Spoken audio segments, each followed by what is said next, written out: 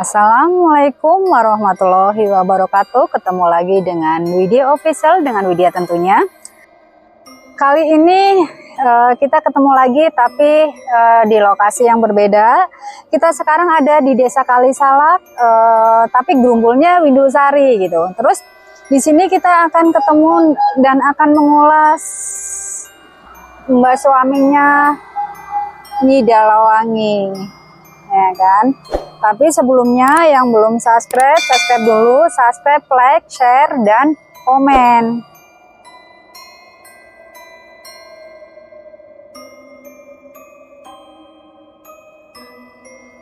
Ini di tempat ini kita akan mengulas tempat yang dimana orang-orang biasa cari ilmu. Ilmu itu jadi kalau di sini masih seperti yang kemarin, ternyata di sini juga orang-orang biasa minta ilmu ebek itu kuda lumping. Jadi buat kalau main kuda lumping itu harus ada apa? Ada kodamnya, ya kan? Kalau orang sini bilangnya ada indangnya. Nah, di sini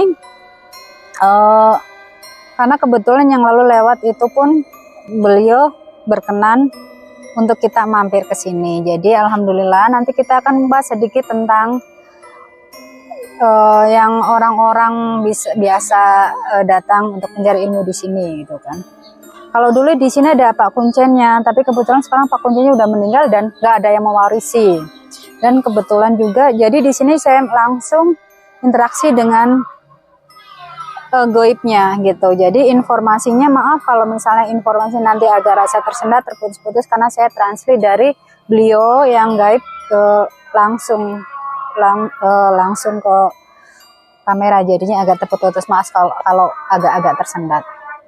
Jadi beliau mengutarakan kalau sebenarnya jadi dalam perjalanan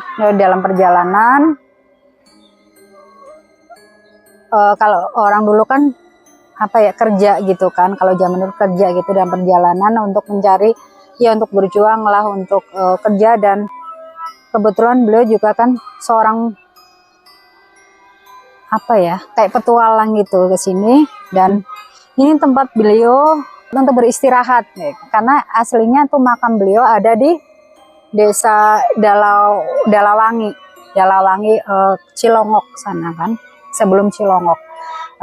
Di sini beliau mengulas kenapa banyak orang-orang minta indang gitu. Sebenarnya bukan beliau sih, di sini banyak banget ada cewek, ada Nyi Nilamsari, ada yang nggak mau disebut namanya. Beliau itu jin yang kuat banget, itu adanya di atas saya. Kalau teman-teman yang indra keenamnya kuat pasti bisa melihat di atas saya ada siapa, dan di samping kiri saya gitu kan. Di sini kebetulan yang lain lagi pada nggak di tempat gitu.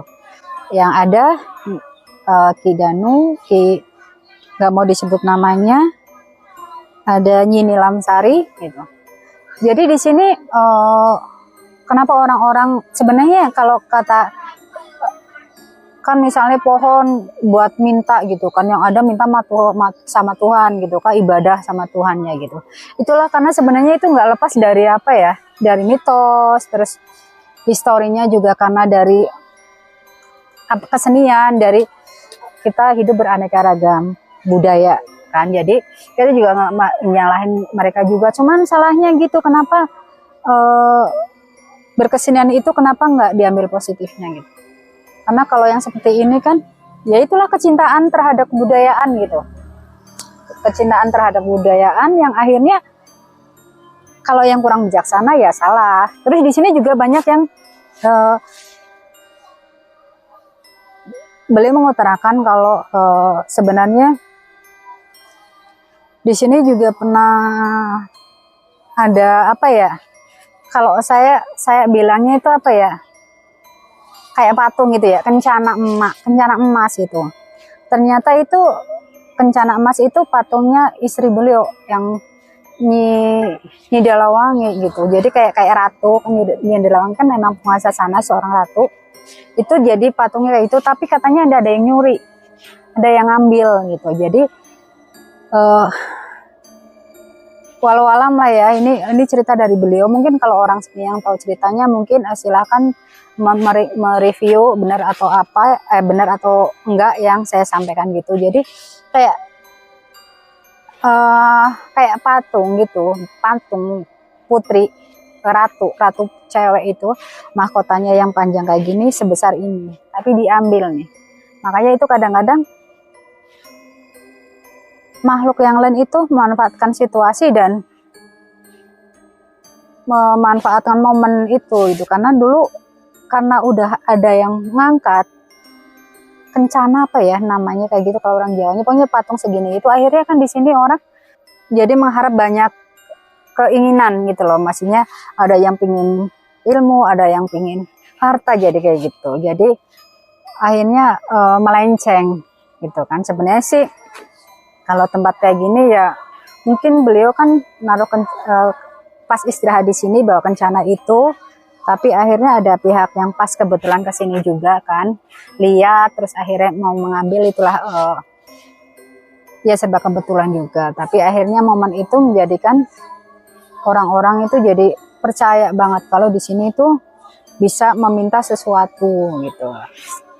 Jadi makin berdatangan orang-orang, makin berdatangan ke sini, terutama yang banyak yang ya negatif ya gitu, yang keinginan yang melenceng lah dari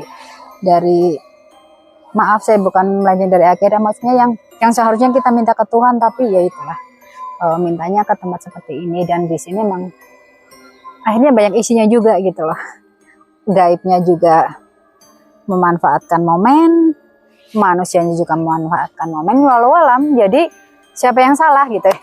Itulah qadarullah lah, mungkin itu emang harus seperti itu kejadiannya, emang harus seperti prosesnya harus seperti itu, ceritanya harus seperti itu gitu kan. Kita nggak bisa ngejudge ini negatif ataupun positif, karena kembali lagi kemanapun kita datangin tempat itu bagaimana niat kita. Kalau sekedar ada yang sekedar silaturahmi, sekedar mengenal, karena dunia kita kan ya kita nggak lepas dari dunia gaib kan, antara yang real sama yang gaib gitu kan.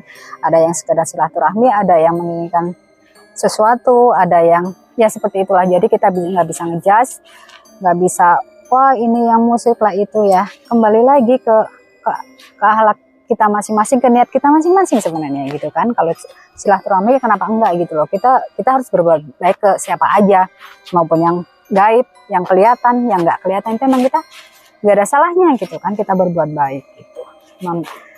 Semakin kita menjaga silaturahmi, insya Allah umur kita panjang, ya rezeki kita bagus, terus dimudahkan segala urusan, amin.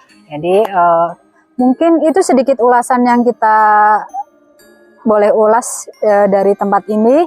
Semoga bermanfaat buat teman-teman semuanya, dan saya pesan buat teman-teman semuanya juga, kalau mau melestarikan budaya yang real aja lah, tidak harus pakai hal-hal yang seperti itu, karena itu efeknya juga kan kurang bagus juga buat keluarga, buat diri orang itu tersebut kan. Karena kalau ebek kan, kalau di sini ebek, kalau di sana kan udah lumping, itu otomatis tergantung yang masuk ke badan itu orang. Jadi kalau misalnya anjing berarti kan akan makan apa gitu kan, kayak monyet makan apa gitu, kayak kan kurang bagus lah. Jadi kasihan roh kita digunakan makhluk lain untuk yang hal seperti itu gitulah. Sayangilah titipan Tuhan, jadi pergunakannya sebaik-baiknya. Wabillahi taufik wal hidayah. Wassalamualaikum warahmatullahi wabarakatuh.